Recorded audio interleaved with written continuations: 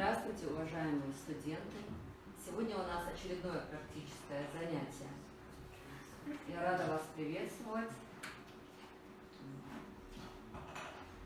Давайте сначала проведем орг-момент. Есть ли у нас отсутствующие? Отсутствующих нет. Отсутствующие. Хорошо. Тема нашего занятия – оценка функционального состояния пациента, артериальное давление. Цель нашего занятия – определение показателей артериального давления и оценка результатов исследования с диагностическим, лечебным и профилактическим назначением. Прежде чем приступить к практической части наших занятий, давайте вспомним немножко курс теории. Пожалуйста, скажите мне, что такое артериальное давление? Пожалуйста. Артериальное давление – это давление крови на стенке артерии. Зависит от величины сердечного выброса и от тонуса артериальной стенки. Правильно. Кто знает, что такое систолическое давление?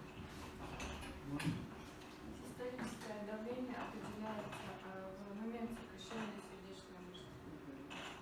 Правильно. А что такое диастолическое давление? Можно, Радина? Диастолическое давление определяется в момент расслабления сердечной мышцы. Есть такое понятие гипотензия и гипертензия. Кто знает, что такое гипертензия? Гипертензия – это повышение АТП 640-90 мм ртутного столба, называется гипертензией. А что такое гипотензия? Гипотензия, пожалуйста. Это понижение артериального давления ниже 100 на 60 мм ртутного столба, называют артериальная гипертензия. Хорошо. Правильно. Назовите, пожалуйста, уровни артериального давления. Кто знает? Гипотензия 100 на 60, оптимальная 120 на 80, нормальная 130 на 85, высокая нормальная 139 на 89, существующая 3 степени гипотензии 140 на 90, 160 на 100 и 180 на 110 выше. Правильно. Правильно. Также хотелось бы узнать, кто знает, что такое пульсовое давление?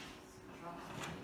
Пульсовое давление – это разница между систолическим и диастолическим артериальным давлением оптимальной 40-50 мм ртутного столба.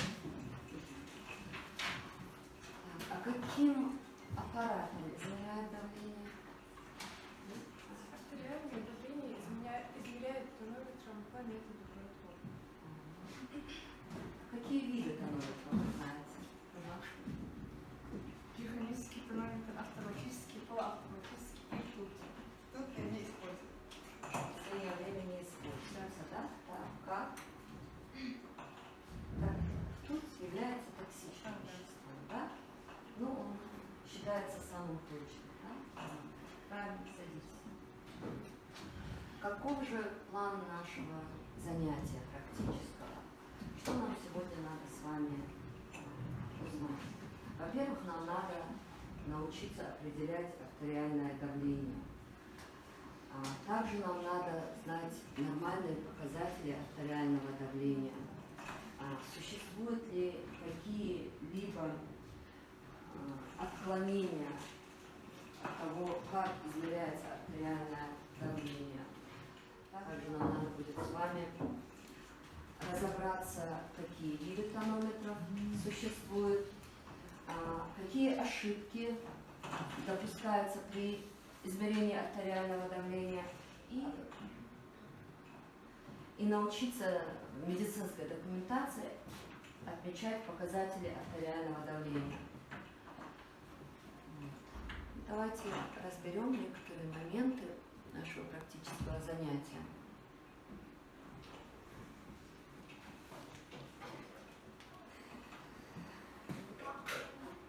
Мы с вами сказали, какие существуют нормальные показатели артериального давления, но в частности надо сказать, что верхняя граница нормального артериального давления 140 на 90 мм ртутного столба. Нижние границы артериального давления 100 на 60 мм ртутного столба. Какие существуют факторы, повышающие и понижающие артериальное давление? К факторам, понижающим артериальное давление, относится возраст, чаще всего это детский возраст, применение лекарственных препаратов, также уменьшение объема циркулирующей крови именно из-за кровотечений и обширных ожогов. Факторы, влияющие на повышение артериального давления, также возраст, в основном это возраст пожилой, возраст, физические нагрузки, также применение сосудосуживающих препаратов. При повышении на повышение артериального давления также действует тревога, беспокойство, положительные, отрицательные эмоции, также влияние белого халата или перед теми или иными манипуляциями, медицинскими манипуляциями, а именно, например, если предстоит операция, да, человек начинает волноваться, пациент, и давление поднимается. Также на повышение давления влияет курение, алкоголь. Повышается давление во время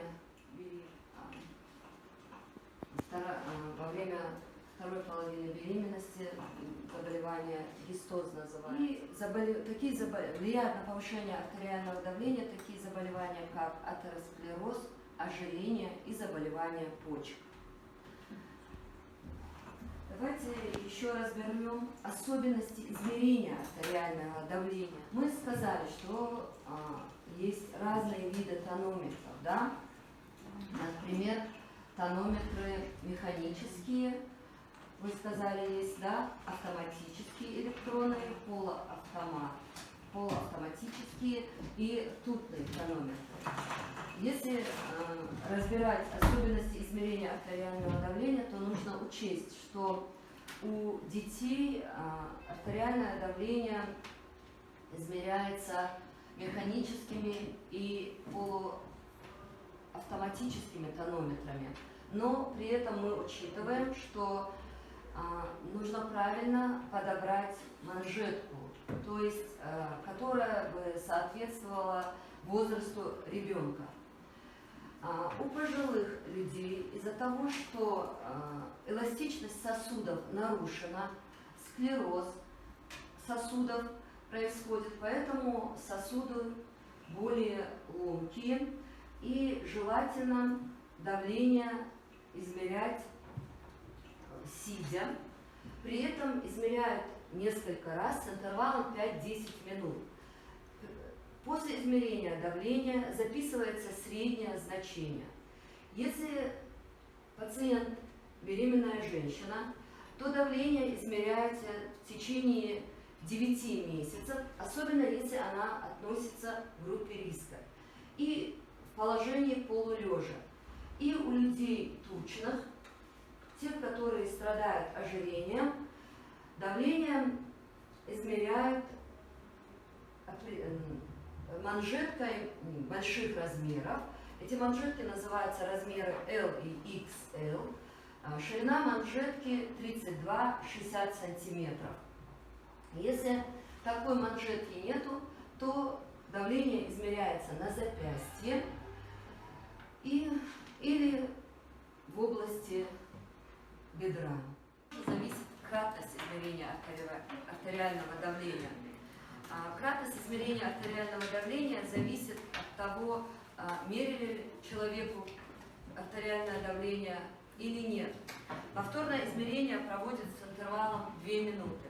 Если давление измеряют впервые, необходимо измерить на обеих руках. Также, если измерение артериального давления отличается и между собой имеет такие показатели, как систолическое давление 10 мм ртутного столба, а диастолическая 5 мм ртутного столба. И измерения производят на руке с более высокими цифрами. Записывают средний показатель давления. Следует запомнить, что не следует артериальное давление измерять на той руке, где была проведена мастэктомия, или на руке после повреждения руки, или на руке после инсульта, поврежденной руке после инсульта, а также на руке, где стоит катетер для внутривенных вливаний. Давайте разберем с вами классификацию уровня артериального давления. Посмотрите на доску. Здесь показана классификация артериального давления в возрасте 18 лет и старше. Даны категории и нормы систолического и диастолического давления. Самое оптимальное давление мы уже с вами практически, да, 120 на 80. Нормальное давление 120, 129 на 80 и 84 и так далее. Нормально высокое 130 на 85, 130 на 89. И существует 3 степени гипертензии. Первая степень 140 на 90, вторая 160 на 100 и третья степень 180 на 110. Также давление бывает еще выше, больше, чем третья степень, тоже считается более повышенное давление, более высоким. Вот. Сейчас еще посмотрим, какие же есть виды тонометров. Давайте разберем виды тонометров. Мы сказали, что есть ртутные тонометры, механические, полуавтоматические и автоматические. Чем же они отличаются?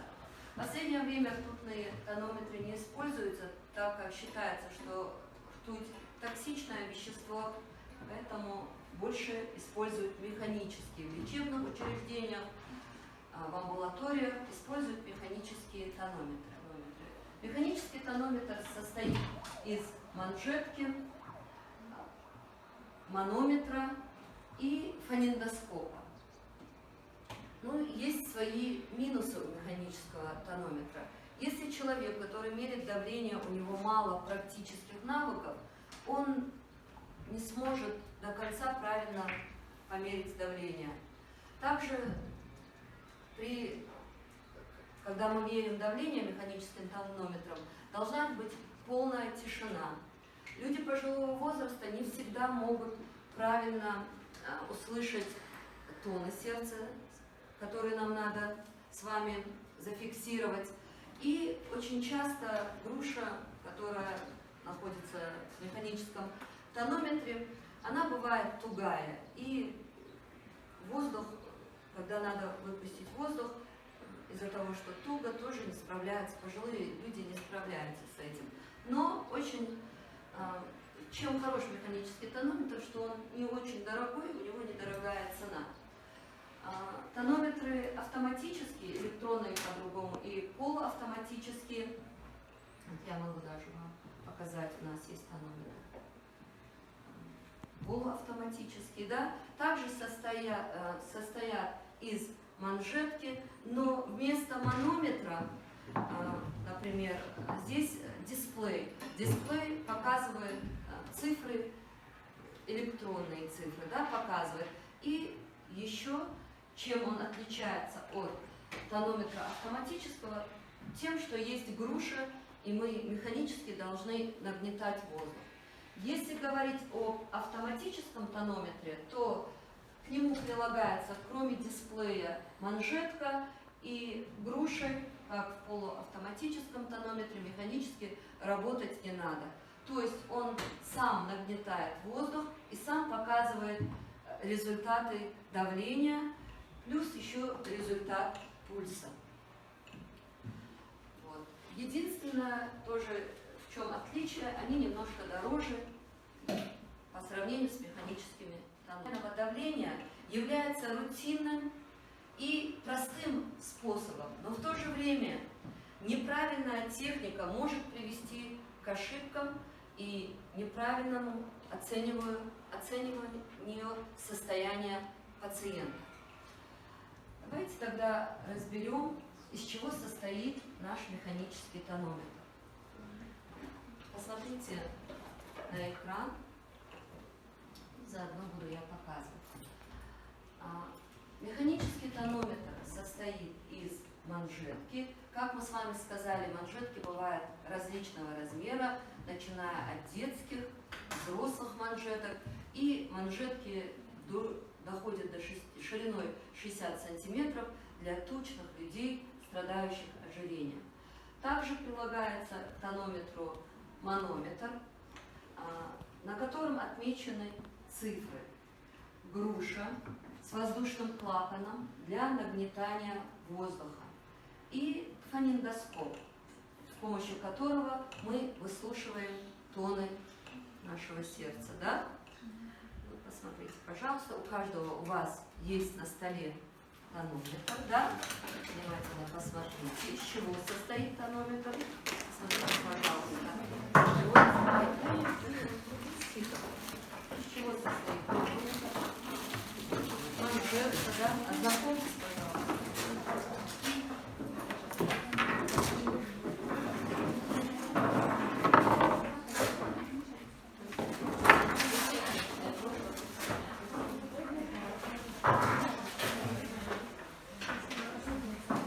Посмотрите, манжетка, да? К нему прилагается манометр и груша с вентилем. Да? Также фонендоскоп.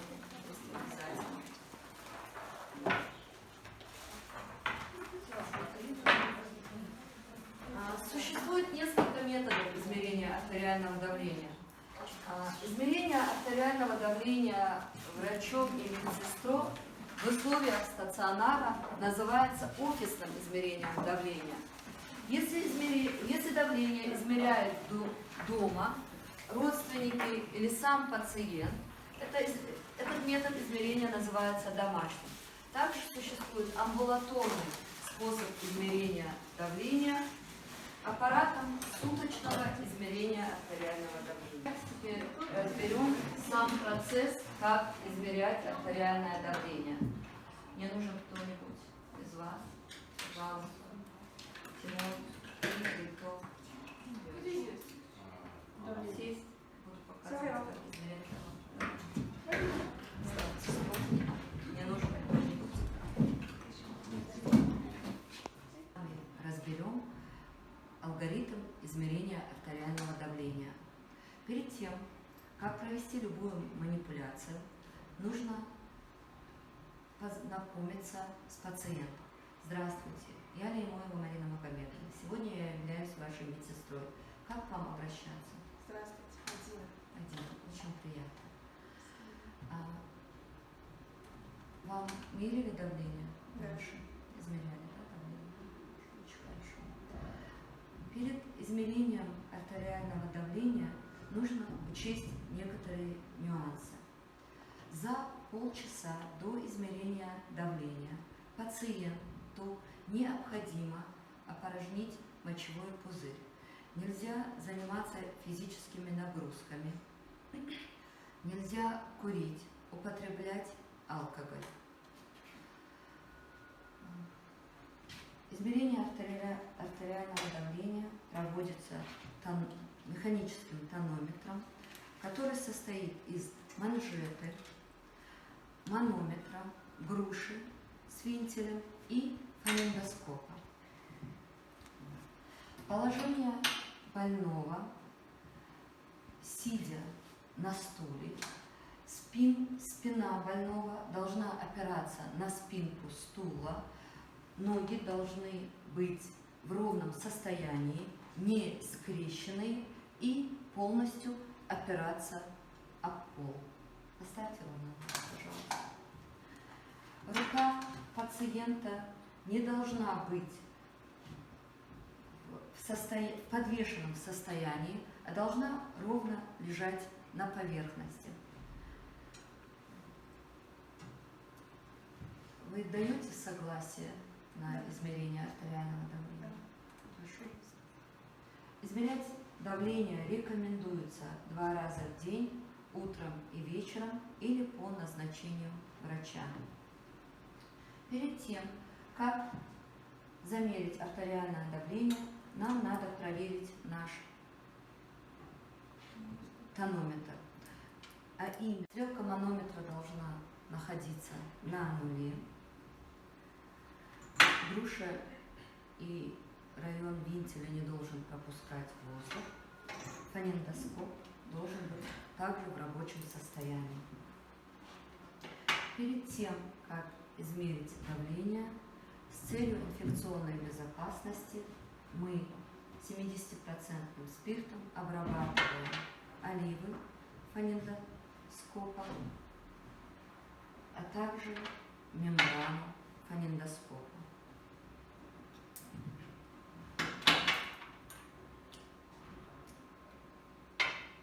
Далее обрабатываем руки на гигиеническом уровне.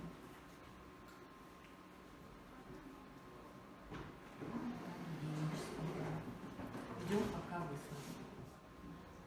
При положении руки пациента нужно учитывать, чтобы она лежала на уровне сердца, прямо, развернутой ладонью вверх. При наложении манжеты также учитываем, чтобы манжета была наложена параллельно сердцу. Нагнетать воздух.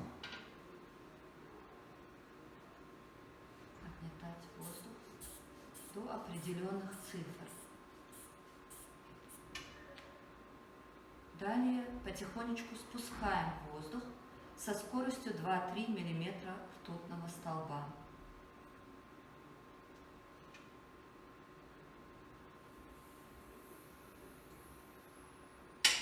Полностью выпускаем воздух из манжет. В момент, когда мы нагнетаем воздух, нужно учитывать, что нагнетать воздух нужно до того, пока не исчезнет пульс и плюс еще 30-40 мм ртутного столба. По мере того, как мы с вами спускали воздух, мы должны были зафиксировать первые цифры и последние цифры артериального давления, то есть цифры систолического давления и диастолического давления. Полностью выпускаем воздух из груши и манжетки. Снимаем манжетку и фиксируем наши показатели артериального давления. Как мы сказали ранее, если давление измеряется первый раз, то надо его измерить на обеих руках. Если не раньше измерялось давление, то мы записываем свои показатели. После процедуры обязательно заново протираем оливы фонендоскопа и мембрану фонендоскопа в целях инфекционной безопасности. Также мы на гигиеническом уровне обрабатываем руки. Вас беспокоит что-либо? Как вы себя чувствуете? Хорошо. Чувствуете хорошо. Померив давление, нужно проинформировать пациента. Ваше давление 110/70. Это нормальное артериальное давление. При измерении артериального давления возможно погрешности. Посмотрите, пожалуйста, какие погрешности возможны. Мы уже говорили с вами, что рука может быть в висячем положении, да, то есть неправильное положение руки, и пациент, которому мы меряем давление, не опирается на спинку стула. Также неплотно манжетка облегает плечо. Следующая погрешность движение и разговор во время измерения. И также манжетка не наложена неправильно, то есть не параллельно сердцу. А теперь давайте отработаем практически. Подождите, когда Бадилова, давай ты сядешь туда, Лема, ты сюда сядь.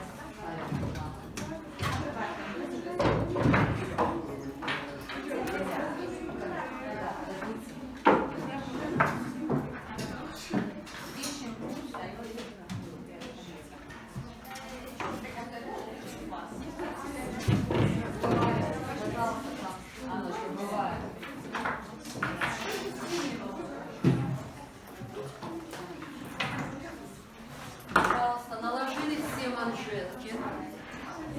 все манжетки. Учитываем то, что мы накладываем на левую руку, выше локтевого сгиба до 2-3 сантиметра. Не на одежду. Не на одежду. И так как у вас возраст старше 18 лет, 2 пальца должны у вас проходить между манжеткой и плечом. И плечом. Так. Регулируем стрелку манометра. Она должна стоять на нуле.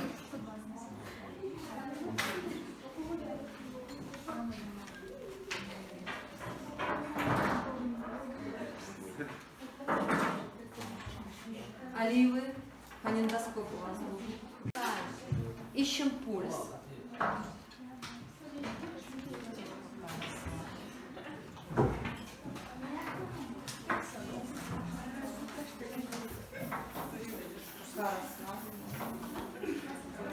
Закрываем вентиль и начинаем нагнетать воздух.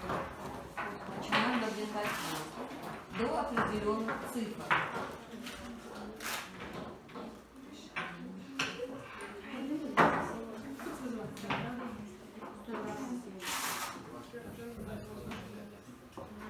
Далее.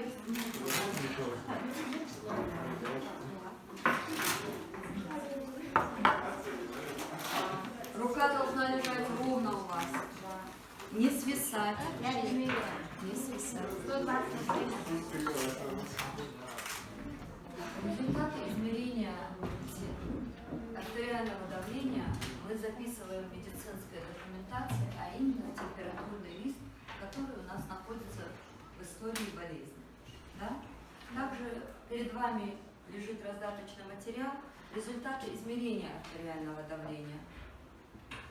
И на них, в табличке, указано максимальное давление и минимальное давление. Максимальное давление – это систолическое, да? А минимальное давление – диастолическое. И также в этой таблице указано измерение на правой руке, на левой руке, сидя, лежа, в состоянии покоя и после нагрузки. Эту таблицу нам надо будет с вами. Вы измерили давление, да, эти данные запишите. Таблица в графе максимальное давление систолическое и минимальное давление диастолическое. Также данные на правой руке, левой руке и в положении сидя. Вы мерили давление в положении сидя.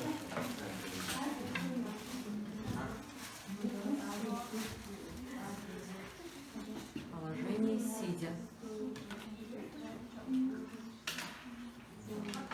с вами уже сказали, что наши данные нам нужно отметить в медицинской документации, да, а именно в температурном листе. Давайте вспомним, из чего состоит наш температурный лист. Мы с вами уже оценивали функциональное состояние пациента по температуре и пульсу, да? Также у нас есть графа артериальное давление. Правильно? Посмотрите, пожалуйста, все. Из чего состоит графа артериального давления? У нас данные 50, 75, 100, 125, И выше 125 уже идут данные 150, 175, 200. Да? Что нам нужно учитывать, строя графически в температурном листе параметры нашего артериального давления? Во-первых, артериальное давление в температурном листе мы отмечаем красной пастой. Да? Далее между показателями у нас идет 25 миллиметров ртутного столба. Посмотрите, 50, 75, 100, 125. Правильно?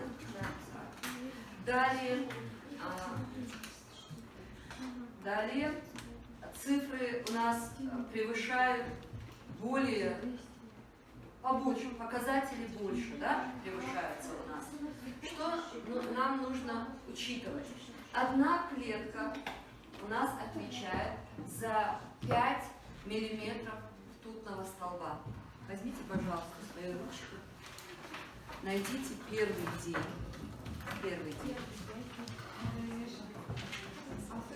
И наше давление будет 130 на 90 миллиметров ртутного столба. Что мы делаем? Мы находим отметку 125. Нашли? 125. Нашли? Да. Или идем на одну клеточку вверх. 125, да. И одна клетка означает 5 миллиметров ртутного столба, да? Да. 130 находим. 130. И отмечаем по середине, да? По середине. Утро, вечер, первый день. Ставим точку на середину, да? Далее, это было систолическое давление. Диастолическое давление 90. Как нам удобнее отметить второй показатель? Как нам удобно? Нет, как нам удобно отметить? Нам легче не от 75 показать, от 100 вниз, да? Сколько? На 2 клеточки. На 2 клеточки, правильно. 5 миллиметров ртутного столба, одна клеточка, и вторая клеточка вниз. 90. Да. 10 миллиметров, то есть 90. 90 миллиметров. Отмечаем. И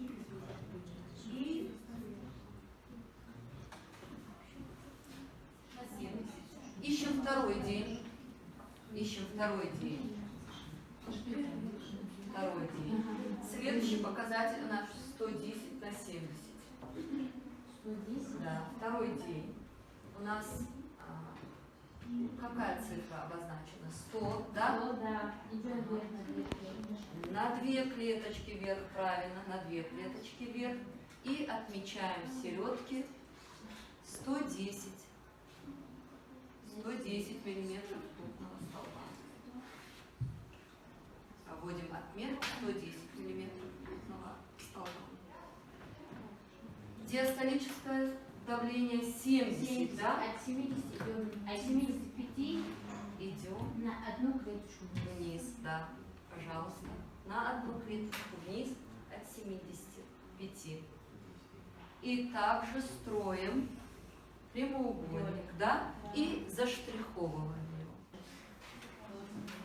Нашу отметку мы должны, если мы отмечали пульс и температуру в виде кривых, то тут мы строим прямоугольничек, да? Да.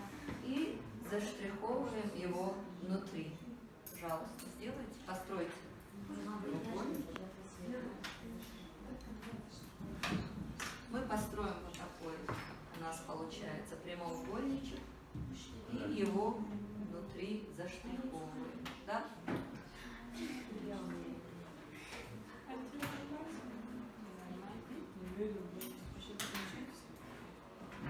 Все? Посмотрите на температурный лист. Смотрите на температурный лист. Правильно у вас получилось. Правильно вы построили? Да, у меня правильно.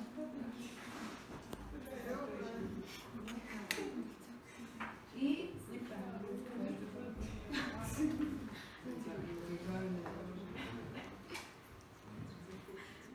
пациент находится на лечении столько дней, и по лечебным врачебным назначениям обозначаются результаты артериального давления в температурном листе. Так, все. Давайте подведем итог нашего сегодняшнего практического задания. Мы должны были научиться с вами оценивать функциональное состояние пациента, а именно научиться измерять артериальное давление. Также мы должны были научиться заполнять медицинскую документацию, а именно температурный лист, определять показатели артериального давления, а также оценивать результаты исследования с диагностической, профилактической и лечебной целью. Сегодняшнее задание наше окончено. Спасибо за внимание.